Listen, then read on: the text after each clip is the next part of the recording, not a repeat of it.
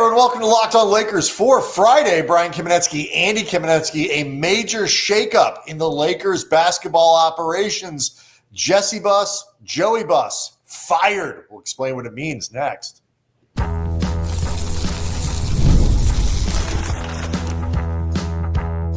You are Locked On Lakers, your daily Los Angeles Lakers podcast, part of the Locked On Podcast Network, your team every day.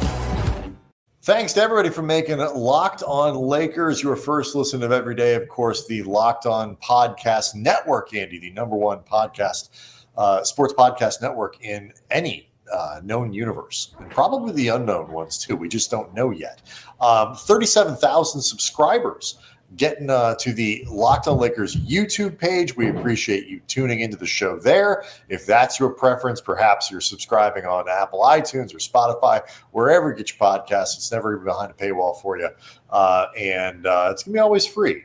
It was shaping up to be a sleepy Thursday in El Segundo. You were at practice. You know, what are we talking about? Not much. Guys are trying to get used to LeBron being there. Blah, blah, blah, blah, blah. And all of a sudden, bombs dropping, major news.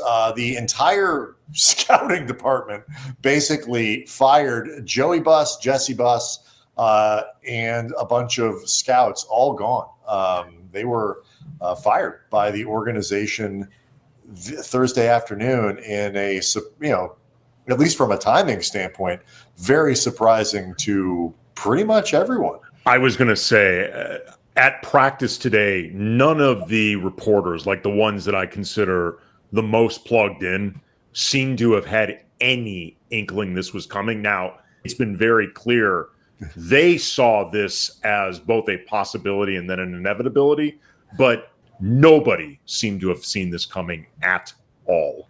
And so just from a logistical standpoint, it means, for people who don't know, Jesse Buss was essentially in charge of the Lakers scouting infrastructure. There's no essentially. He was in charge of it. I'm just not using his title is basically what I'm saying.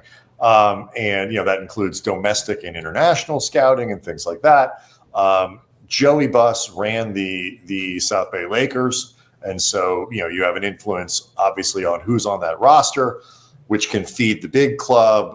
It influences the two-way contracts that are being signed and stuff like that. So, these are important people inside the basketball operation. They are generally considered to have been doing a pretty good job. At the very least, it can always be, Andy, a little bit tricky to say who is ultimately making decisions and this and that and whatever, although we will get to that again based on Jesse Buss's comments after he was let go. Jesse Buss wasted zero time in making his feelings understood, and a few shots fired across the bow of Rob Pelinka and his sister Jeanie Buss.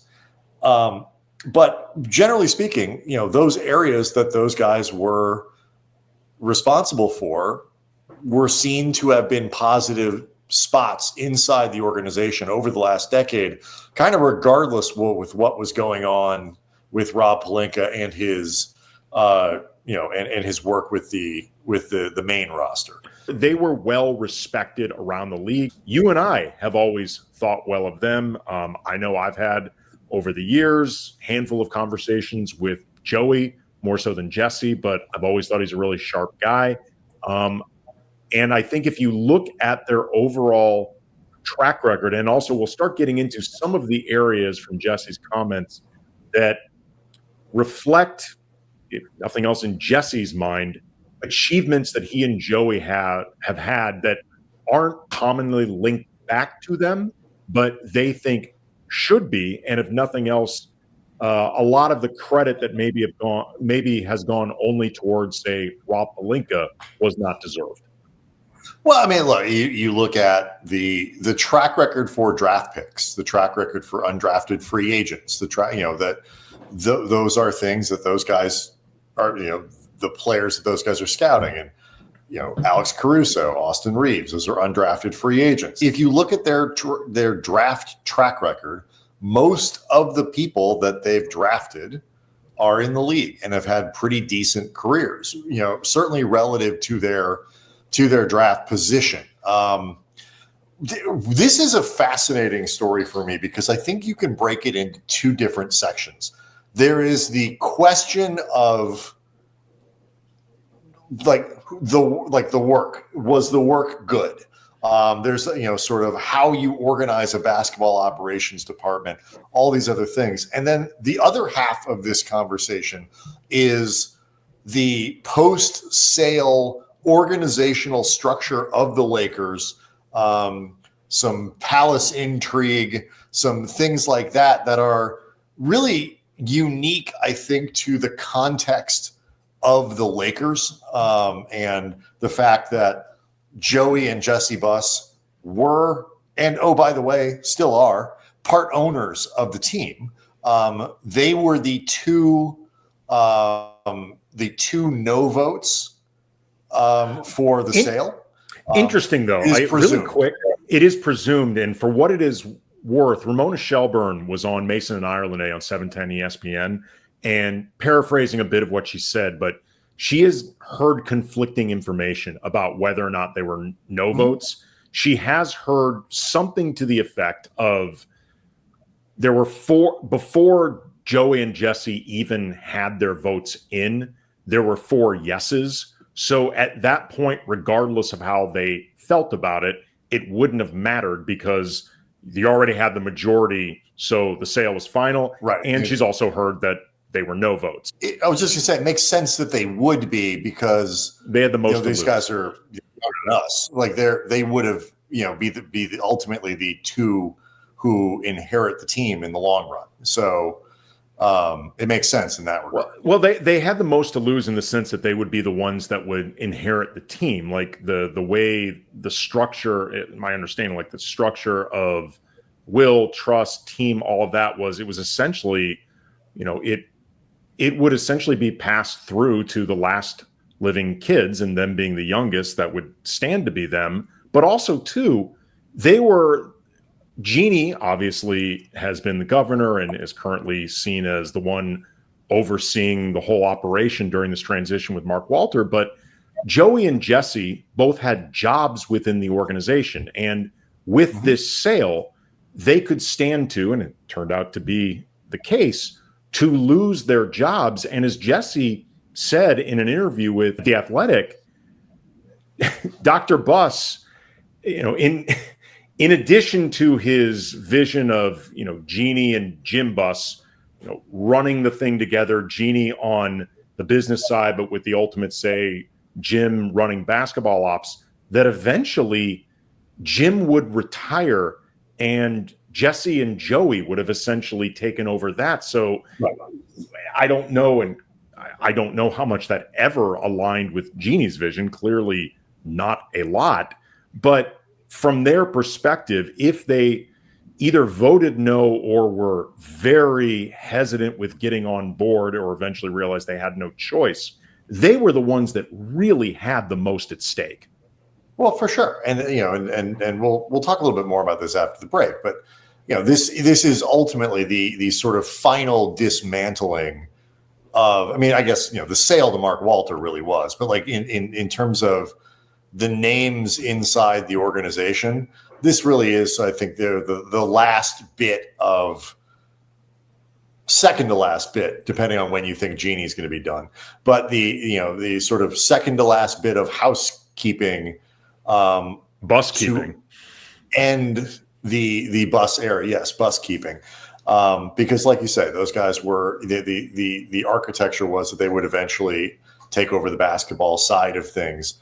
And so obviously that is not going to happen. And, it became much easier to move them out of the organization once the sale to Mark Walter went through. Plenty to talk about here in just a moment, both from, again, a peek into how the organization has been operating, but also what it means for how the Lakers might be reconstructing basketball operations going forward. We'll get to all of it next.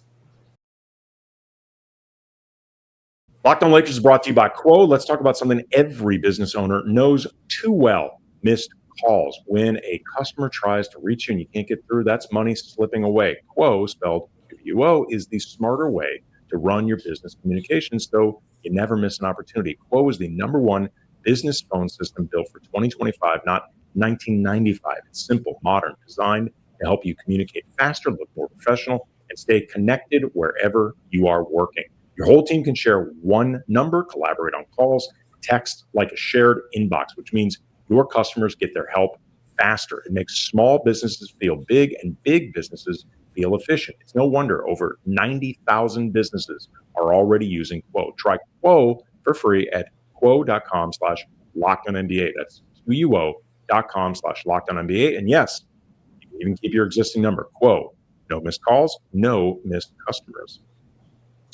Locked On Lakers is also brought to you by DoorDash. NBA season, it's heating up. It is maybe even, Andy, people would say, already hot.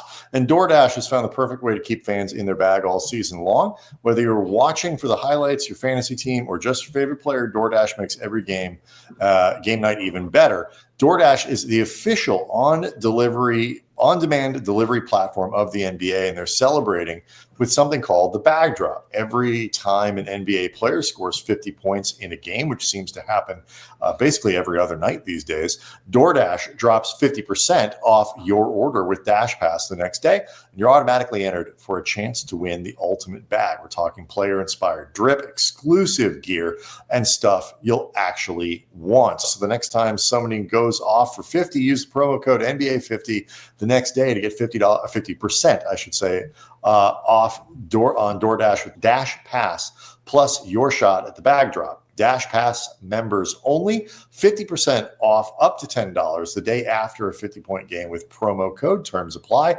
No purchase necessary. Ends April 13th. Open to U.S. residents 21 or older. Visit DoorDashInYourBag.com for full details. DoorDash in your bag all season long. Both of these things are interesting to me, but let's do the sort of the mechanics of what's coming. And then let's get into Jesse Buss's comments about what has been, because I think actually, that'll take a little longer. The what's coming, in my opinion, they're obviously going to hire more scouts. They're going to reconstruct that department. And those people that are brought in seem likely to me to be reporting to Rob Pelinka. And Rob, in my view, is able to sort of consolidate power, which is essentially what they had been doing. If you believe Jesse Buss, from his comments to Dan Wakey at The Athletic, they had been sort of frozen out of the operation over the last couple of years anyway. So basically, you're taking that department, rolling it into sort of the oversight of Rob Pelinka more directly, getting his guys into there. And, ultimately he'll be responsible for that department, which, by the way, is probably how it needs to work. Whether they got there through a good process or things have been taking place over the last couple of years in a good way is a different question. But, you can't have distance, what seems to be a problem between and a rivalry between, different factions inside your basketball operation. Yeah, I mean, in this conversation with The Athletic, Jesse Buss was asked, today being the day you were fired, you didn't speak to Jeanie or GM Rob Pelinka. Did they give you an explanation today? From Jesse Buss, no, I haven't spoken to either of them in 5 months. The Athletic, do you remember why? Jesse Buss, yes, Jeanie informed me that there would be a vote on the sale of the team. And with Rob, he just informed me of who we would be drafting, which is pretty consistent with how it's gone over the last couple of years, which in and of itself, we will get into that. How the setup of this will work in terms of a flow chart remains to be seen. I think your envisioning of it may be correct. It may be structured differently, but you brought up the point about the warring factions. And the truth is that is something that can happen, whether it's a scouting department that is run by Jesse Buss, a scouting department that is run by whoever is brought in by Mark Walter, Jeanie Buss, and perhaps Rob Pelinka working in unison or whatever. These warring factions will take place if ultimately the people highest in charge allow them to happen. And if you listen to, the opinion of Jesse Buss, it very much sounds like part of the reason this has happened is not just because of Rob Pelinka, who we've talked about for years, excels at managing up and consolidating power. It's also happened because Jeanie has allowed it. And Jeanie's entire time, frankly, with the organization has involved a lot of infighting and factions one way or another, going back to when she and Jim Buss were constantly at odds. So obviously the people that get brought in, and you and I both think it's going to be a much larger, more robust, more manpower scouting department, which was needed even if Jesse Buss stayed on. It's been well known across the league that the Lakers were very sparse in this department.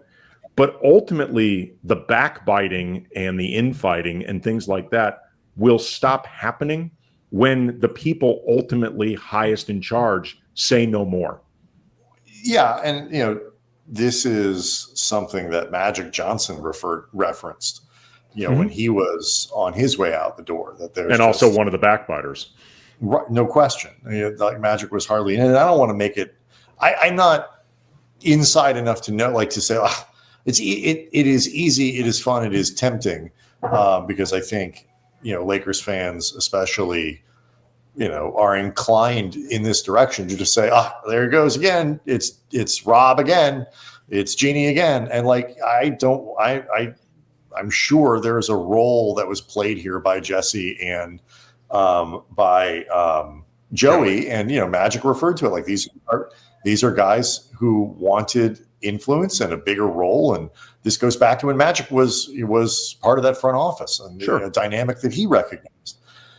But what the thing that while they were owners, it just wasn't going to work in the same way. The minute that leverage was sort of taken away, or that status was taken away, they got their payout, but they were much closer to employees at that point than they are owners. Then a move like this became more inevitable. The two of them started essentially what a venture capital firm too, around sports, that some people saw as like kind of a precursor to them being either forced out of the organization or leaving themselves. A sign they knew it could be coming at the very least. But the part that I find most interesting about this, and you're right, we'll see what happens from an org structure standpoint, but I assume for the time being, Rob Pelinka, I don't think is going anywhere. And they'll build this larger scouting department. Even if you think sort of look to the Dodgers as the template, the Dodgers kept Ned Coletti for a couple of years before moving on to their Andrew Friedman and 700 GMs that they brought in to work under him. It is telling to me though, and ultimately, regardless of who you side with, a sign that a change needed to be made. That even Thursday, when they were fired, they didn't talk to Jeanie and they didn't talk to Rob.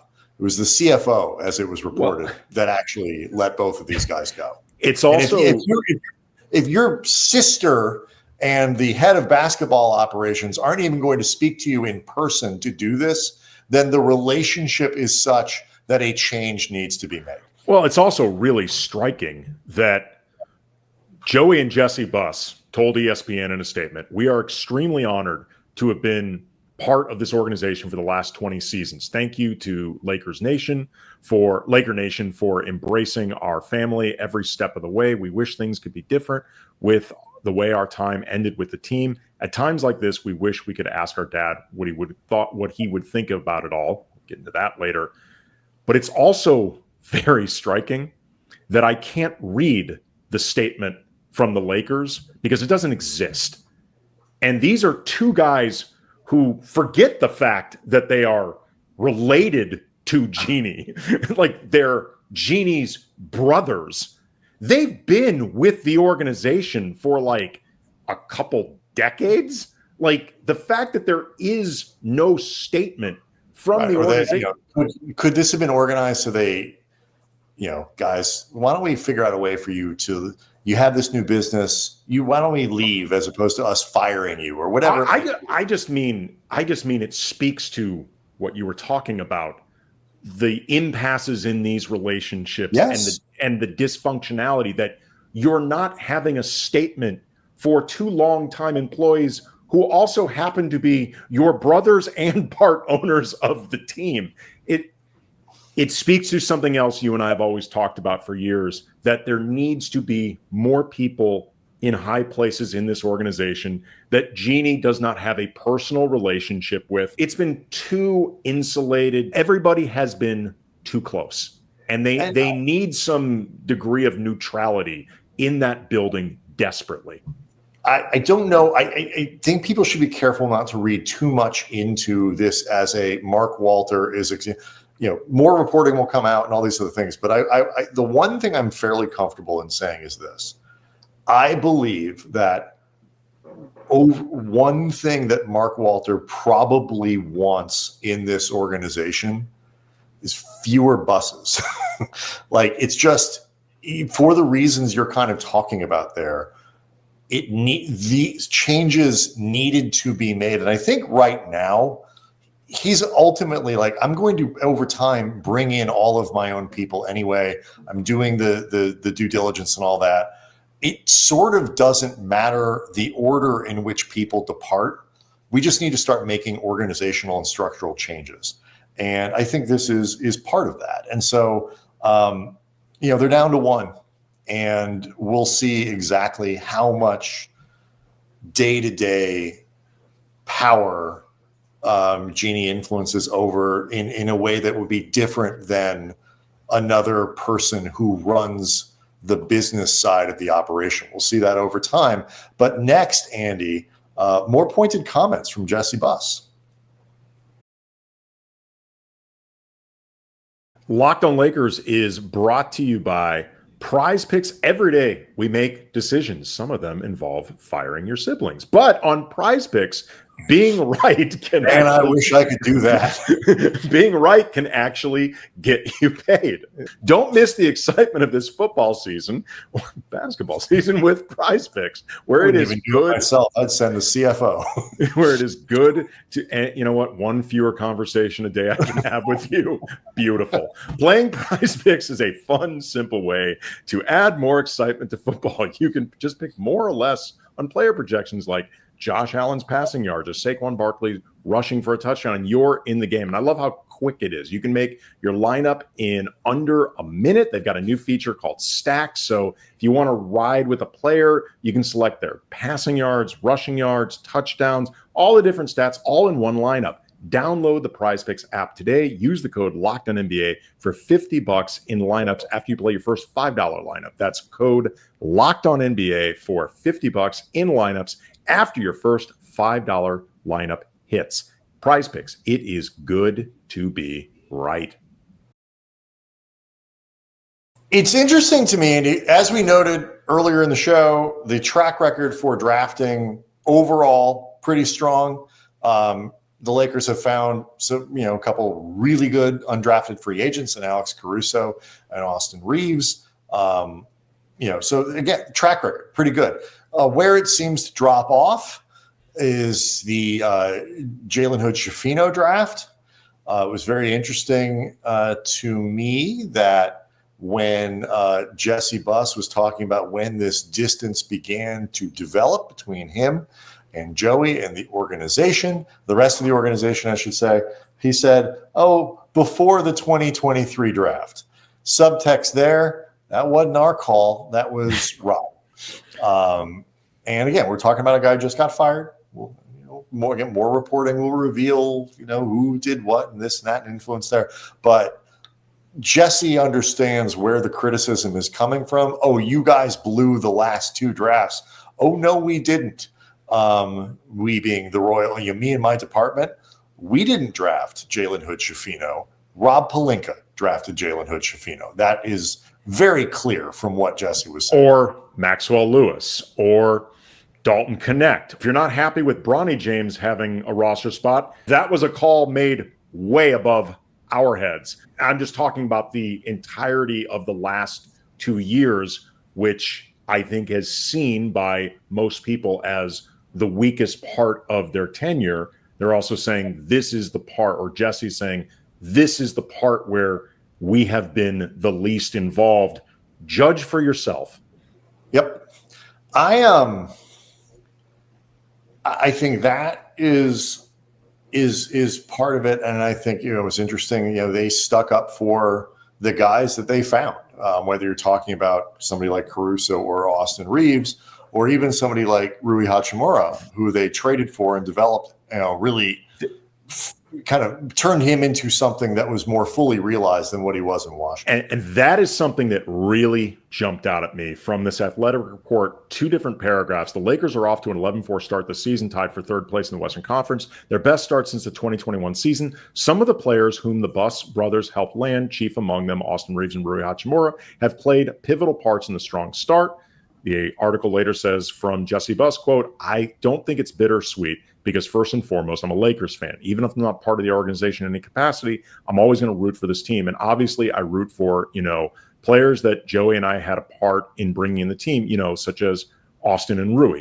Austin, is the one that everyone will automatically connect to the scouting report and the scouting department, because that's their job, to go find players, whether you're talking about 1st-round draft picks, 2nd-round draft picks, undrafted, whatever. This is what they do.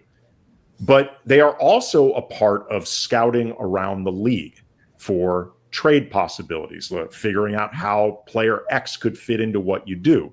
Our everydayers will know I've talked a lot about how Rui can be seen as a developmental win for this organization, because if you remember his reputation from the Wizards, he was seen as an underachiever and a guy that really just wanted to score, and that was really it. And he didn't play with fire, didn't play with passion, unfocused, all of that stuff. His stock was pretty low when the Lakers traded for him. But where this gets connected back to Jesse and Joey, at least in theory, is those guys help identify the players that Rob would look to trade for in the first place, maybe some guys who the stock may be too down on. And I think what Jesse is saying in so many words is, if you think that Rob Pelinka landed on Rui Hachimura as a target just by himself, think harder.